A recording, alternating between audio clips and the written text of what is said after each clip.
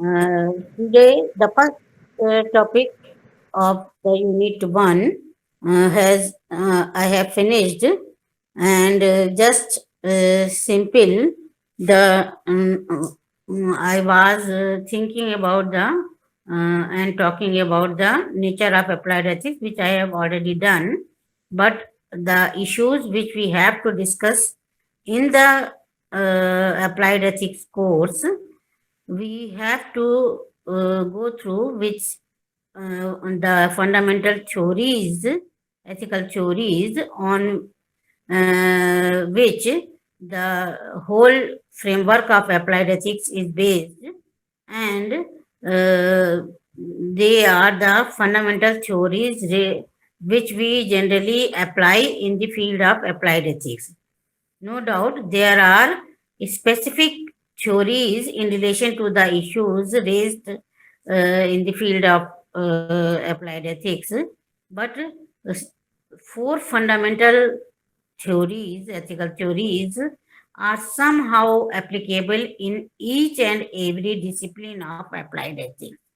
For example, with reference to the environmental ethics, with reference to the gender ethics, with reference to the bioethics, with reference to the medical ethics, with reference to the business ethics, as well as with reference to the professional ethics and media ethics also.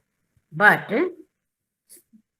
when we discuss the issues related to the different areas of applied ethics, we should be very careful while discussing these theories, and each and every discipline of applied ethics required some additional values applicable to the ethical judgments to be taken in that particular field, and some fundamental theories. For example, the business ethics. Although all the four theories of business ethics are ethical in nature, but their application and their comprehension and the concept framework is somehow a little bit different from the schools of normative ethics, and because normative ethics talks only about the theoretical issues and theoretical resolutions, but applied ethics try to apply these theories, as I've already said, on the practical issues come or appear in our day-to-day life. And in this respect, the four fundamental theories are: the first, as I have told you, the concept of human rights, or the theories of human rights, and the notion of human rights, the Declaration of Human Rights, which is very, very fundamental theory, ethical theory, on which the whole framework of applied ethics is based. For example, in any particular discipline of applied ethics, if we have to give decision on any particular action related to any specific branch of applied ethics, then we have to discuss primarily whether in this reference the notion of human rights has been included or not. Whether being a human, because ethics is a study of human conduct, and human conduct is based on the ethical, if we call ethical human conduct, then it is based on the principle of autonomy or freedom of the will. So, the concept of human rights is also somehow based on the basic liberty and the notion of freedom of the will. So, we have to first take into account whether while giving the ethical decisions and judgments on any particular course of human conduct, whether we have uh, uh, taken into account the human right perspective or not, because it is applicable on humans. So, human rights issue is very fundamental in all the various disciplines of applied ethics. And human rights we will discuss in detail in the unit 2, but just for your normal inquiry, I would like to say, and you might know also, that human right is made of two words, humans and rights. Humans means the individuals or the individual member of any society or the humans of the whole universe. And here is a distinction between the humans and the other species like animals, plants, insects, reptiles, etc., etc. So, this notion of human rights is applicable on humans only. And then we talk what are our rights, what are our fundamental rights, and what are the specific rights which were allowed, keeping in mind the circumstances of an individual who is performing the actions. These days, we are talking about animal rights also, which is on the very concept of human rights contrary, because humans and animals are two different species. But the debate on animal rights or the importance given to the human rights over animal rights is a big philosophical debate, and various thinkers has given in favor and against the view of the human rights and the animal rights. But we will not go further for this. So human rights means that those rights which we entitled simply being a human. If we are a human being, whether we are normal or abnormal, it doesn't matter.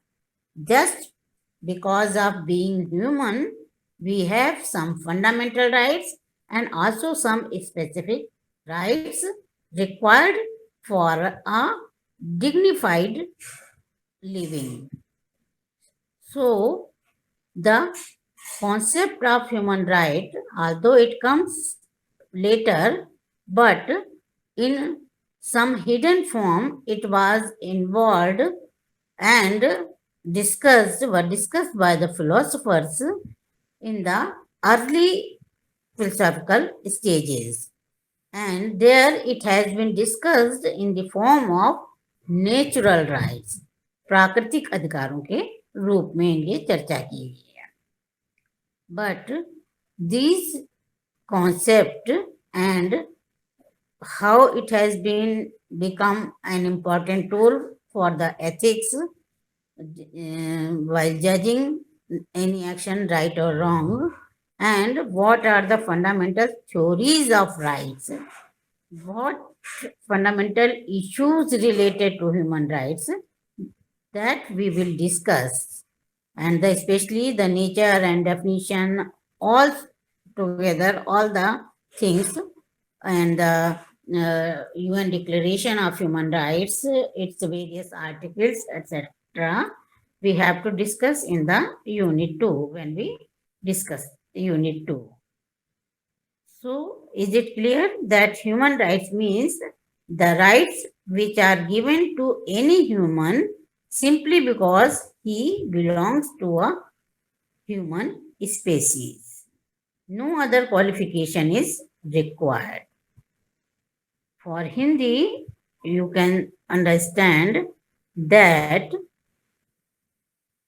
मानव अधिकार, मैंने प्रारंभ में ही बताया, शुरुआत में ही, कि जब जो अभी तक आपने पढ़ा है उसके आधार पर जब हम अनुप्रयुक्त नीति शास्त्र के क्षेत्र को स्पष्ट करते हैं, उसका विश्लेषण करते हैं, तो हम ये इस बात को स्वीकार करते हैं और ऐसा पाते हैं कि अनुप्रयुक्त नीति शास्त्र के लिए कुछ आधारभूत नैतिक सिद्धांत हैं जिनका अनुपालन आवश्यक है और जिनके अभाव में हम नियामक नीति शास्त्र के नैतिक सिद्धांतों को मानवीय आचरण पर लागू नहीं कर सकते हैं। यहाँ पर एक बात ये विशेष रूप से ध्यान में रखने की है कि जब हम बात करते हैं अनुप्रयुक्त नीति शास्त्र की और इसके विभिन्न प्रभागों की, इसके विभिन्न क्षेत्रों की, उदाहरण के लिए बिजनेस एथिक्स यानी वाणिज्यिक नीति शास्त्र, प्रोफेशनल एथिक्स, व्यावसायिक नीति शास्त्र, media ethics, which is also a profession, and bioethics, जैव नैतिकता नीति शास्त्र, जैव नीति शास्त्र, जेंडर एथिक्स यानी कि जेंडर नीति शास्त्र, उसका हिंदी में लिंग आधारित नीति शास्त्र कुछ लोग अनुवाद करते हैं, लेकिन वो उसके समुचित अर्थ को स्पष्ट नहीं करता है, इसलिए मैं जेंडर नीति शास्त्र का ही प्रयोग करूंगी।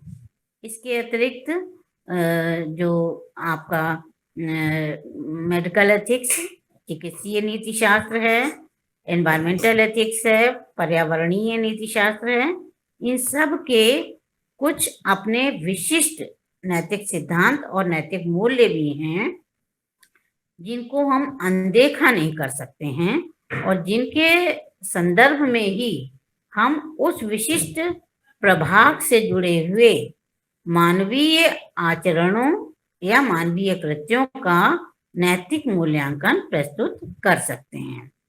लेकिन यदि हम इसका गहन चिंतन करते हैं और गहन विश्लेषण करते हैं तो हम ये पाते हैं कि इन सब मूल्यों, जो विशिष्ट मूल्य हम कहेंगे या संदर्भित मूल्य हैं और जो संदर्भित नैतिक सिद्धांत हैं, उनके मूल में भी कुछ जो आधारभूत नैतिक सिद्धांत हैं वो ये 4 हैं, जिनको मैंने बताया है कि पहला तो मानव अधिकार की अवधारणा और मानव अधिकार से संबंधित मुद्दे, उसका स्वरूप, उसका विश्लेषण और अधिकारों से संबंधित विभिन्न दार्शनिक और नैतिक सिद्धांत। क्योंकि प्रत्येक कर्म पे नैतिक निर्णय देने से पूर्व हमें इस बात को ध्यान में रखना होगा कि क्या हमने उस कर्म पर मानवीय दृष्टिकोण से विचार किया है कि नहीं, मानवीय गरिमा को ध्यान में रखा है कि नहीं, और क्या उसको उसके मूल अधिकारों से कहीं वंचित तो नहीं किया गया है। इसलिए मानव अधिकार की अवधारणा सभी नैतिक सिद्धांतों के मूल में निहित है।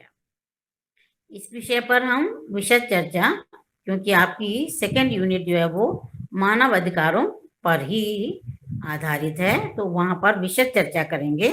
यहाँ पर आपके लिए सिर्फ ये जानना जरूरी है कि मानव अधिकार का तात्पर्य क्या है। तो मानव का मतलब कि जो अन्य विश्व में उत्पन्न और विश्व में निहित निवास करने वाली अन्य प्रजातियों से अलग है। उसके अलग होने का कारण, जैसे अरस्तु कहते हैं man is a rational animal, कि rationality is a distinguished feature of human beings. बुद्धि जो है वो मनुष्य का एक विभेदक गुण है अन्य प्रजातियों से। तो इस तरह से हम किस आधार पर उन्हें अन्य प्रजातियों से अलग करते हैं, जैसे पशु पक्षी, कीड़े मकोड़े या अन्य जो प्रजातियां हैं या वनस्पति जगत, पेड़ पौधों से हम किस प्रकार उन्हें भिन्न करते हैं, ये एक अलग अध्ययन का विषय है। लेकिन मानव अधिकारों में हम मुख्य रूप से मानव और अन्य प्रजातियों से भिन्न जो मानव है उसके संदर्भ में ही अधिकारों की चर्चा भी करते हैं। उसके ही आचरण पे हम नैतिक सिद्धांतों को लागू करके ये स्पष्ट करते हैं, ये नैतिक निर्णय देते हैं कि उसके द्वारा किया गया वो कर्म नैतिक है अथवा अनैतिक है।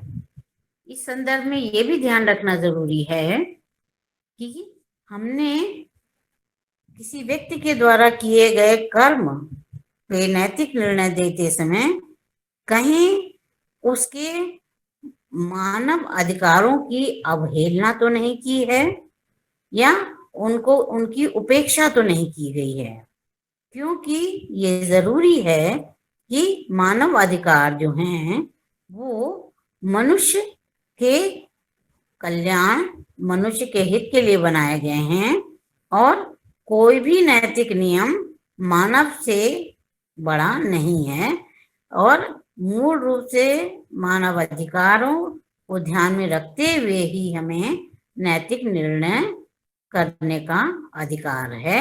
हम ह्यूमन राइट्स का वायलेशन यानी मानव अधिकारों का उल्लंघन या निषेध नहीं कर सकते हैं। मानव अधिकार जो है वो इसका विधिवत अध्ययन तो 18वीं शताब्दी, बल्कि कुछ लोग का मानना है कि 17वीं शताब्दी से शुरू हो गया है।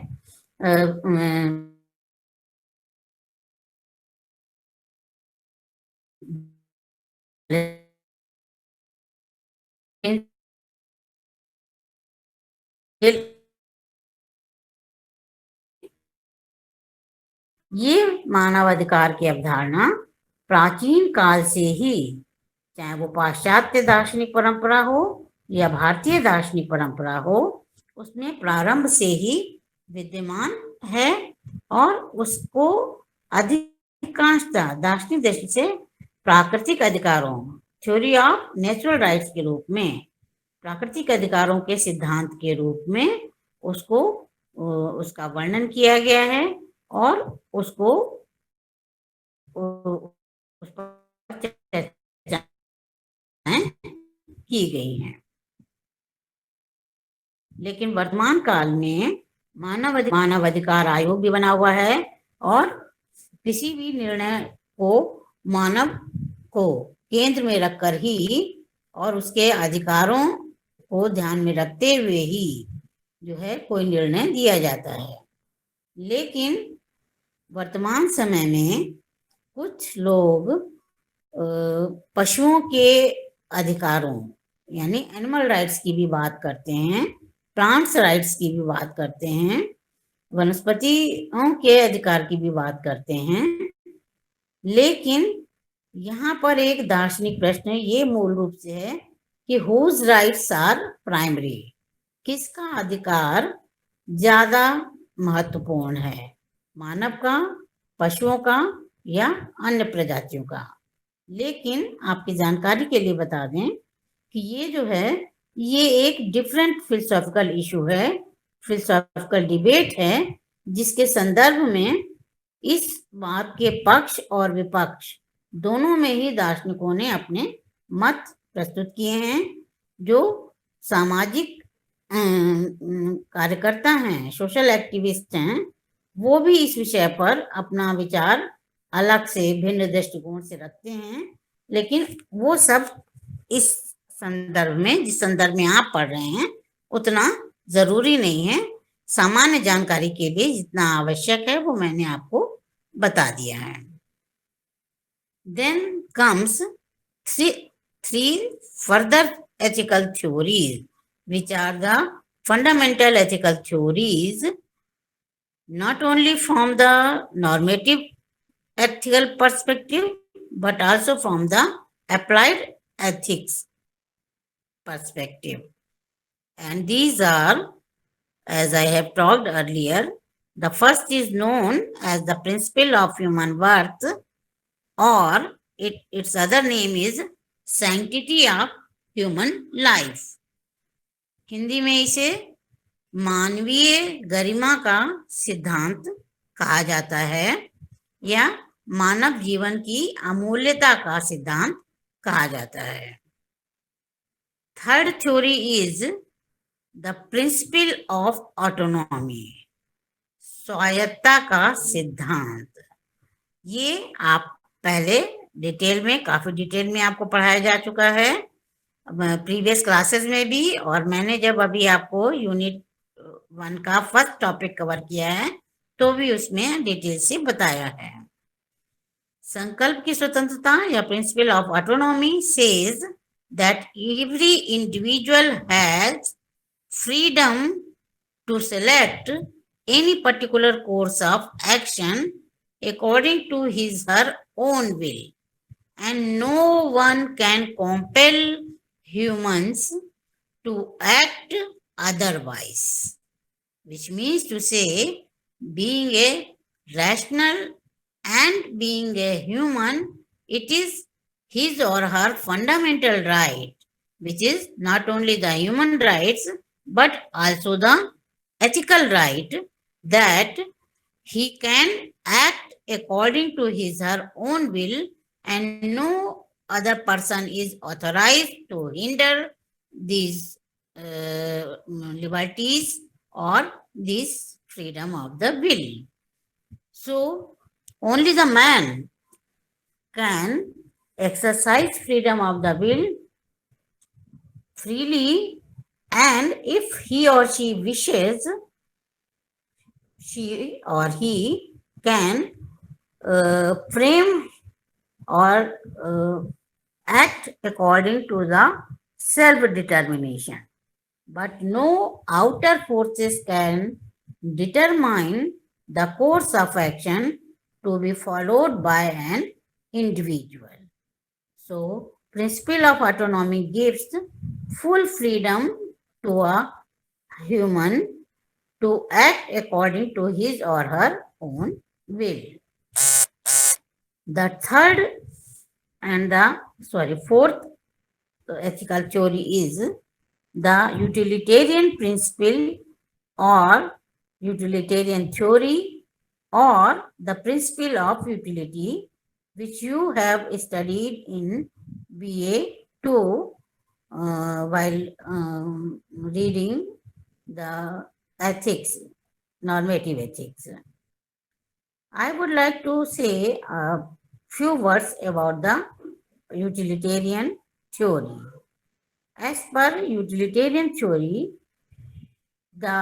any act performed by any individual can be decided right or wrong only on the consequences of its actions, and if the consequences are useful for the individual as well as for the society, then it can be said morally or ethically right. And if the actions performed and the consequences thereon are not useful, or its utility value is nil for the individual as well as for the society, then it cannot be said a moral action or an ethical action. So, principle of utility, whose founder and follower are specifically, you know, the two major thinkers, Jeremy Bentham and J.S. Mill, who, while discussing the notion of utilitarian theory, specifically mentioned that the morality of any action is decided by its use, its consequences. If they provide certain gain to the individual and the society, then it is ethical, and if they don't, it means they cannot be accepted as a moral action. So these three theories, principle of human worth, principle of autonomy, and utilitarian principle, along with the theory of human rights. These are the four fundamental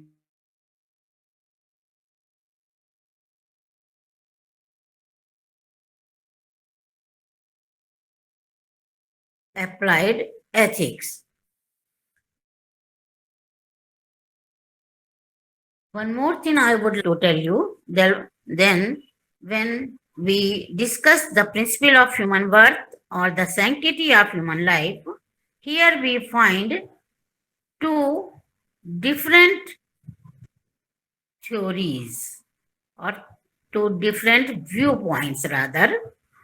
The one is known the religious interpretation of the principle of human worth, and other is known as the ethical notion of human worth.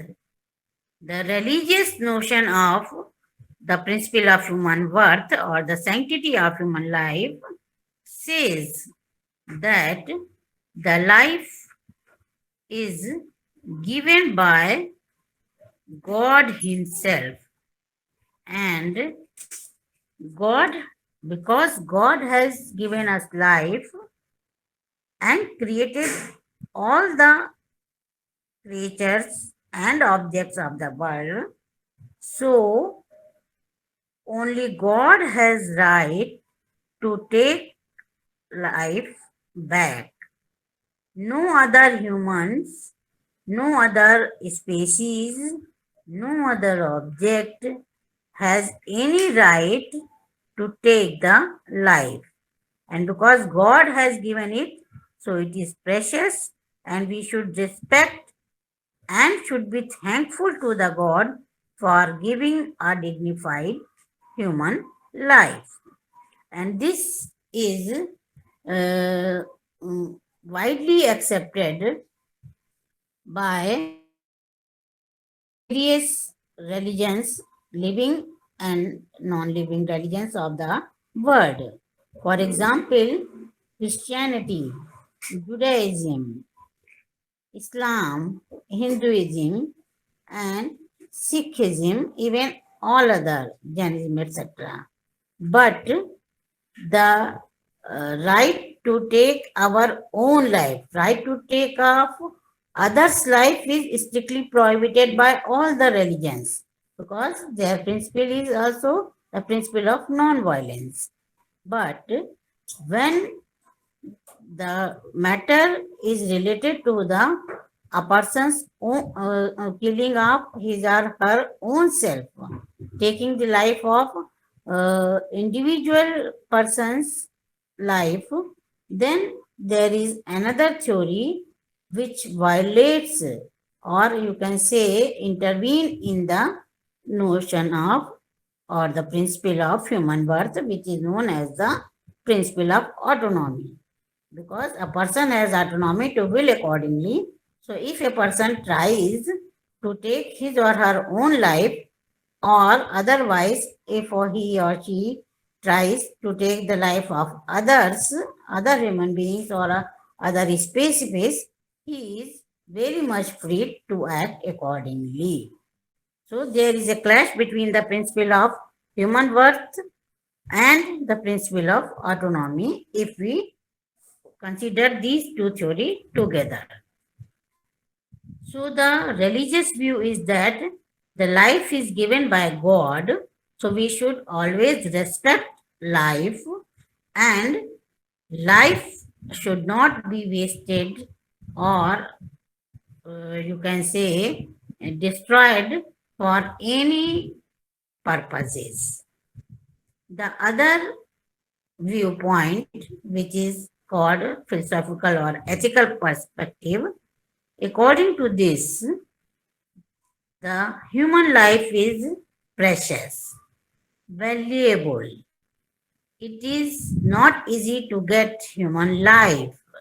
So we should respect human life and we should not destroy this life by any means in any circumstances.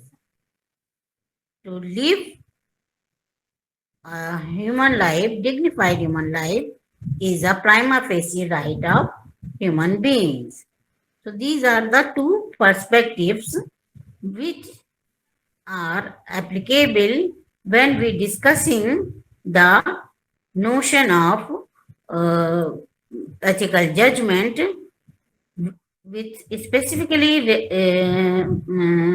relevant in any specific discipline of applied ethics.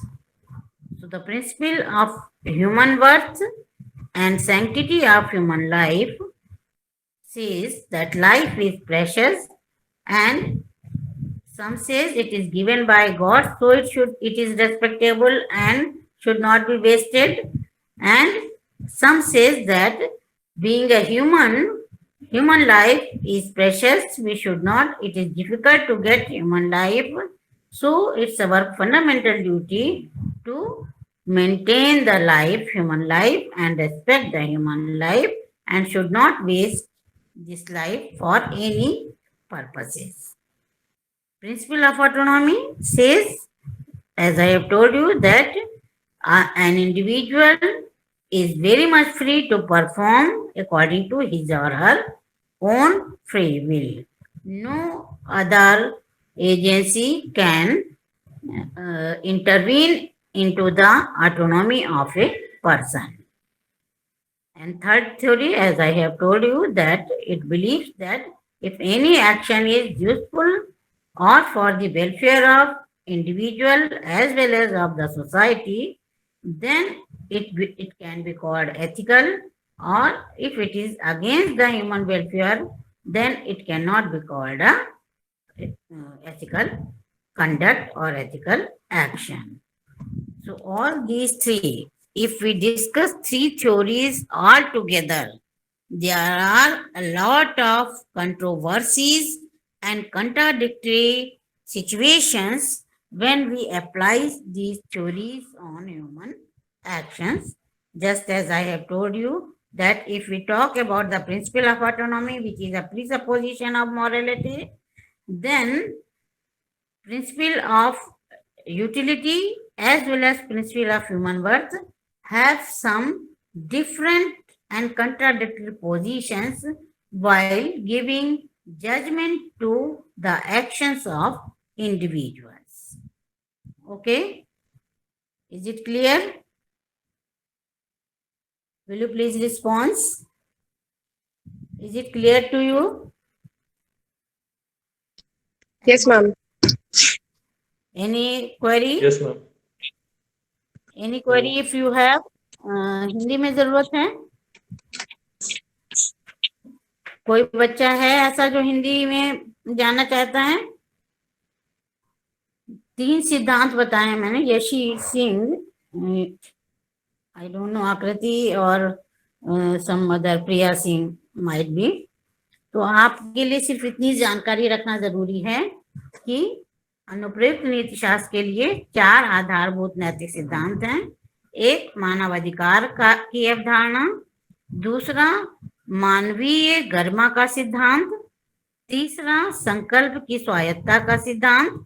और चौथा, उपयोगिता का सिद्धांत या उपयोगितावादी सिद्धांत. और इन चारों सिद्धांतों के परिप्रेक्ष्य में ही हम किसी भी मानवीय आचरण के ऊपर नैतिक निर्णय देने में समर्थ हो सकते हैं. एक बात जो खास तौर से आपको याद रखनी है कि मानवीय गरिमा का सिद्धांत ये कहता है कि मानव जीवन अमूल्य है. इसके 2 पक्ष हैं, एक धार्मिक पक्ष है और एक दार्शनिक या नैतिक पक्ष है. धार्मिक पक्ष ये कहता है कि मानव जीवन ईश्वर ने दिया है, ईश्वर द्वारा प्रदत्त है, इसलिए हमें इसका सम्मान करना चाहिए और इसे नष्ट करने का अधिकार हमें नहीं है. क्यों नहीं है? क्योंकि हम मानव जीवन को क्रिएट नहीं कर सकते, हम जीवन दे नहीं सकते हैं, तो हमें जीवन लेने का भी कोई अधिकार नहीं है। ये एक धार्मिक सिद्धांत है। दार्शनिक सिद्धांत ये कहता है कि जो मानव जीवन है वो अमूल्य है, नो डाउट, वो भी इस बात को स्वीकार करते हैं कि मानव जीवन अमूल्य है, लेकिन वो ये भी कहते हैं कि मानव जीवन दोबारा मिलना आसान नहीं होता है, इसको दोबारा बार बार प्राप्त करना संभव नहीं है। तो उसको ये लोग जो दार्शनिक और नैतिक पक्ष हैं, इसमें से बहुत सारे दार्शनिक ये नहीं मानते हैं कि मानव जीवन ईश्वर द्वारा प्रदत्त है।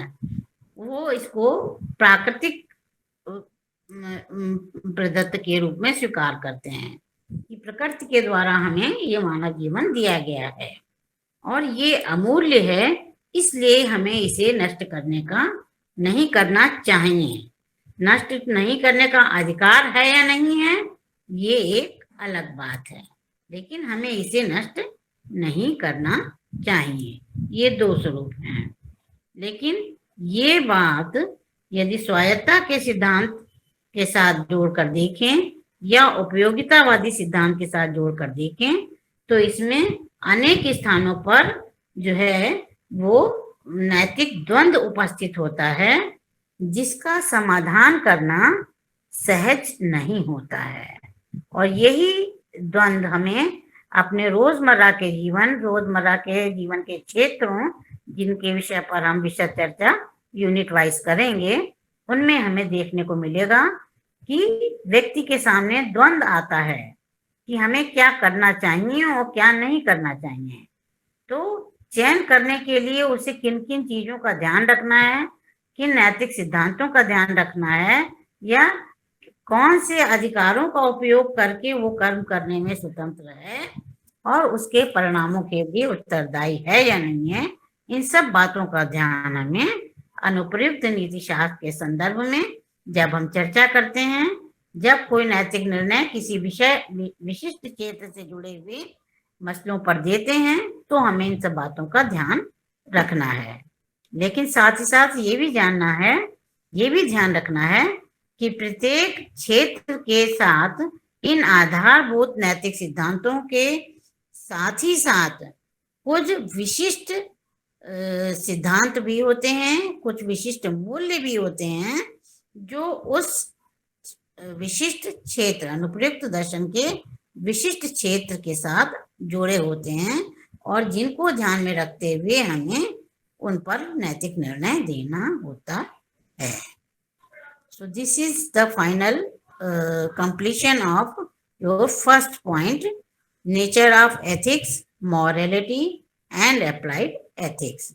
Now I had given you the basis of applied ethics. If still you find difficult to understand or you have any sort of query, please ask without any hesitation. So that I would like to start the next point, which is Indian understanding of ethics.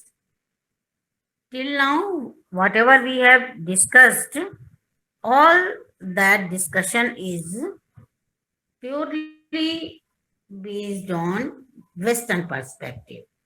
But second point is specifically concerned with the Indian notion of ethics. जो अब हम लोग अभी तक जो कुछ भी हमने किया है उसमें यदि आपको कोई शंका, कोई संदेह हो तो बेझिझक होकर आप पूछ सकते हैं, और क्लास में अगर आप लोग रिस्पॉन्स करेंगे तो मुझे अच्छा लगेगा, जिससे कि हमें भी आगे बढ़ने में सहूलियत होती है और ये भी समझ में आता है कि बच्चों को क्या समझ में आ रहा है, क्या नहीं आ रहा है। तो बिना झिझक के आप पूछिए। वैसे उम्मीद है कि सितंबर से आप लोगों की फिजिकल क्लासेस शुरू हो जाएंगी, तो यदि वैसा होगा तो आप सामने प्रत्यक्ष रूप से पूछ सकते हैं अलग, लेकिन इस समय भी यदि कोई आपके मन में प्रश्न हो तो आप पूछ सकते हैं, क्योंकि इसके बाद का जो टॉपिक है वो इंडियन एथिक्स का टॉपिक है कि भारतीय, अभी तक जो हमने चर्चा करी वो पाश्चात्य संदर्भ में चर्चा करी, अब हमें ये जानना है कि भारतीय संदर्भ में नैतिकता का क्या अर्थ है और किस तरह से हम कौन कौन से नैतिक सिद्धांत हैं, कौन कौन से नैतिक मूल्य हैं, किस तरह से भारतीय नीति शास्त्र का उदय हुआ है, क्योंकि बहुत सारी कंट्रोवर्सीज हैं जो अभी हम आपके साथ चर्चा करेंगे, उन पे हम आगे चर्चा करेंगे। तो I just take a minute or wait for a minute for your responses and your queries. आप लोगों को यदि कुछ भी पूछना हो इस टॉपिक पे जो अभी हमने कवर किया है तो प्लीज बिना झिझक के आप पूछ सकते हैं।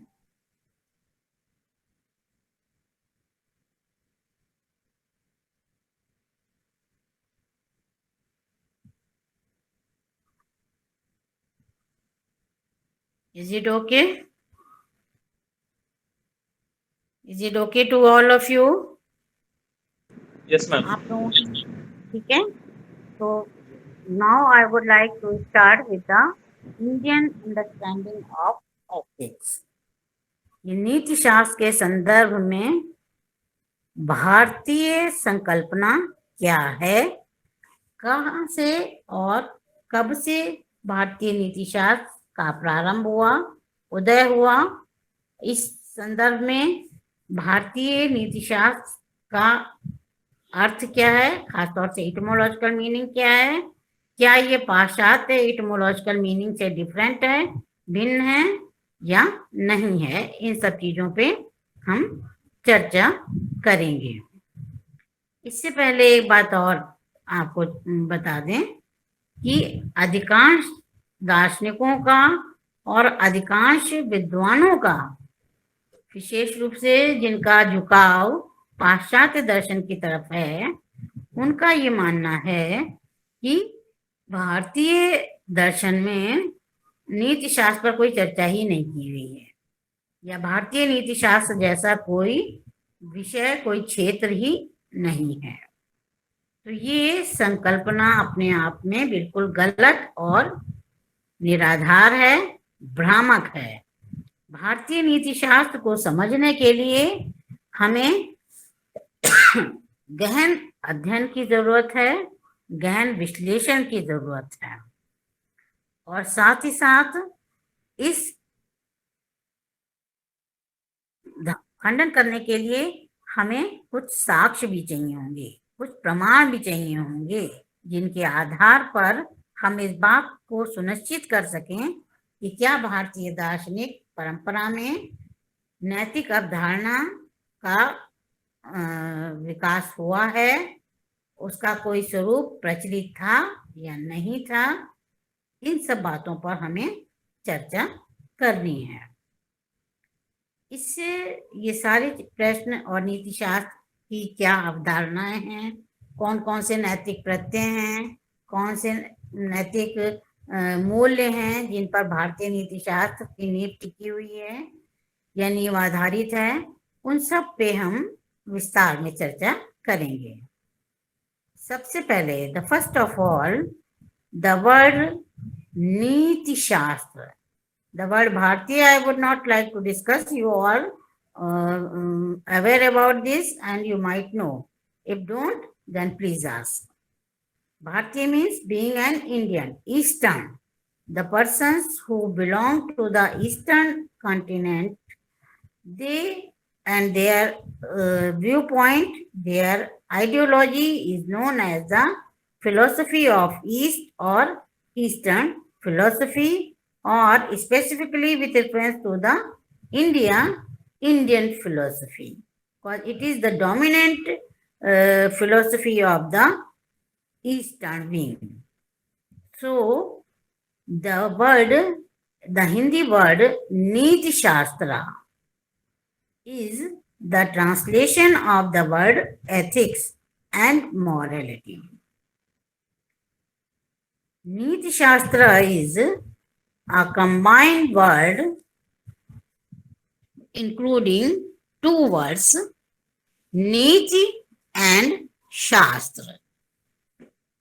Now, as you might know that Niti and the origin of all the Indian languages is from the Sanskrit. As in the Western, it's a Greek language. In Indian concern, Indian reference, it is the Sanskrit, which is the root language of all the Eastern languages, and some Western also, like German. It has the same grammatical pattern as the Indian Sanskrit grammar pattern. In some reference, French also somehow used the Sanskrit grammarian framework. But German is very similar to the Sanskrit text. So the word Niti has its origin from the Sanskrit language, and there are Niti is a combination of two words, Ni plus it is adjoined with the kitn pratyay. Sanskrit में धातु और प्रत्ययों का बहुत योगदान होता है किसी भी शब्द के निर्माण के लिए. तो ये this नीति word is made of ni plus kitn pratyay, which means direction, management, conduct, righteousness, etc. And the most important meaning is the laws following which we can decide the rightness and the wrongness, and which are meant for the welfare of the humans as well as of the society. So the other dictionary meanings of the word Niti, Nirdeshan is not relevant, Prabandh, management is not relevant, conduct is relevant, Auchitya, righteousness is relevant, but these are included in the final meaning according to which Niti means those laws following which we can obtain welfare of humanity, welfare of individual as well as the welfare of society. So this is the etymological meaning of the word Niti, and which is, you can now well see that it is different from the word ethos as well as from the mores. And second is the word Shastra. Shastra is also have various meanings. The first is known as the command, agya. Second is laws, niyam. Third is law, vidhi. And the most important and the relevant meaning is that to discuss the comprehensive nature of any particular topic. किसी विषय पर समष्टिगत अध्ययन करना शास्त्र कहलाता है. So this is the most important and most relevant meaning of the word Shastra. So Niti Shastra, in brief, if we go with the etymological meaning in Indian context, we find that Niti Shastra is the discipline which provides certain rules, certain laws for the welfare of humanity, and it is a study of, it is a comprehensive study of human conduct and the human values. So this is the etymological meaning. Hindi में आपको बता दें, जिनको संस्कृत जिन्होंने पढ़ी है उनके लिए शायद सहज होगा। हाँ, ये भी आपको बता दें कि इंडियन एथिक्स पे for English medium students as well as for the Hindi medium students, Indian ethics में the most popular book is written by S.K. Mehta, which the title of the book is Hindu Ethics. It's a very well-known book which has a great discussion on the notion of Indian ethics, but it is available in English. And secondly, in Hindi, some not very important book, but one book of some Divakar Pathak is the title is Bhartiya Niti Shastra, but that is the basically based on the historical perspective of Indian ethics and the content thereon, but some philosophical notion of the Vedic notion of ethics is somehow missing and has not been given in detail in this book. And the third source is the Encyclopedia of Indian Philosophy, one, and second, Encyclopedia of Ethics and Religion by George Hastings. There, in the topic of Indian ethics, you might find the introduction or the introductory notes regarding the information about the Indian understanding of ethics. तो नीति शास्त्र दो शब्दों से मिलकर बना है, नीति और शास्त्र। नीति शब्द नी धातु में कित्न प्रत्यय लगाने से मिलकर बनता है, जिसका अर्थ होता है निर्देशन, प्रबंध, आचरण, औचित्य और आचार शास्त्र, और इसके अतिरिक्त नियम जिन पर चलने के माध्यम से हम मानव कल्याण की ओर अग्रसर होते हैं। तो यहाँ पर नीति का मतलब है ऐसे नियम जो मानव कल्याण के लिए बने हैं या जिनको मानव कल्याण के लिए बनाया गया है।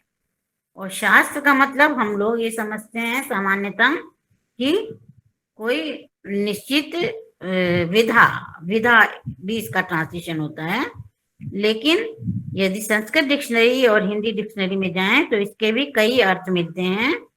आज्ञा, समादेश, नियम, विधि, और सबसे महत्वपूर्ण कि किसी विषय पर समष्टि अध्ययन का संचित भंडार। और इसका एग्जाम्पल देते हुए कहा गया है कि जैसे न्याय शास्त्र, वेदांत शास्त्र, तर्क शास्त्र एक्सेट्रा। तो नीति शास्त्र का अर्थ हुआ ऐसा शास्त्र जो नियमों पे, उन नियमों का आकलन करता है या निर्धारण करता है, निर्देशन करता है, जो मानव कल्याण के लिए हैं और जिनका समष्टि अध्ययन, समग्र अध्ययन जो है वो शास्त्र कहलाता है। यानी नीति शास्त्र उन नियमों का अध्ययन करने वाला शास्त्र है जो मानव कल्याण के लिए बनाए गए हैं। तो ये इसका शाब्दिक अर्थ हुआ, इसमें कोई दिक्कत? और ये बात आप अब तक समझ भी गए होंगे पहले के अध्ययन के साथ में कि जो शाब्दिक अर्थ मॉरिस शब्द लैटिन भाषा के, ग्रीक भाषा के, और जो इथॉस शब्द है उनका अर्थ था परंपरा का निर्वहन, उससे ये अर्थ बिल्कुल भिन्न है। इसलिए भारतीय दृष्टिकोण भी पाश्चात्य दृष्टिकोण से बिल्कुल भिन्न है और दोनों की अप्रोच जो पहुंच है वो भी अलग अलग है, और किस तरह से अलग है इस पे हम कल के लेक्चर में चर्चा करेंगे।